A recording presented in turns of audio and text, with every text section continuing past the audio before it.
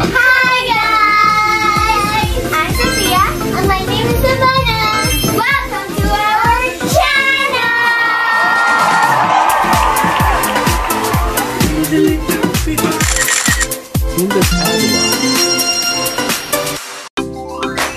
Hello mga katimbas! Welcome back to my channel. So for today's video, ayan, bumili tayo ng stainless steel cabinet rack. Wow! Ayan, para sa ating mga mini appliances mga katimbas.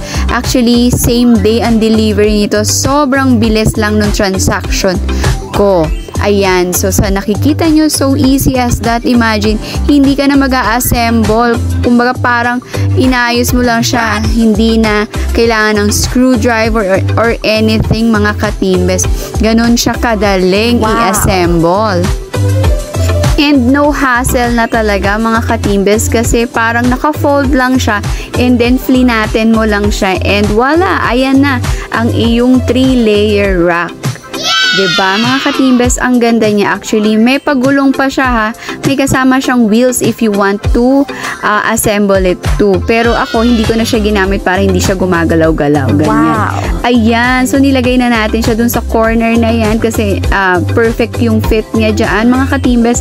At ito nga, nilalagay na ni Habi ang oven natin dun sa pinakababa.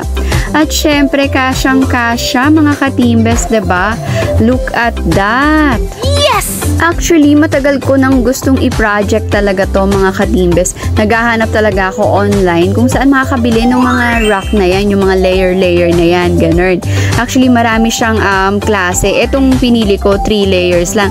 Pero meron din silang 4, 5, 6. It's up to you kung gaano kalaki. O imaginein mo, yung mga mini appliances ko, andyan na siya in one slot. Kumbaga, in one side lang siya ng bahay mo. Kung meron ka pang idadagdag, well, pwede ka pa naman bumili ng parang 4, 5, 6. It's up to you guys. So for me, this is okay and lahat sila in one place na, 'di ba? Hindi siya magulo, hindi siya cluttered. Kumbaga, maayos siyang tingnan. Oh, look. Tapos pala material nito mga katimbes, steel siya pero malambot ha. Pero kaya niya naman i-handle itong mga mini appliances natin. Kumbaga hindi naman siya masisira or what, 'di ba? Kaya niya yan i-hold yung mga appliances na yan. 'Di ba? Ang ganda.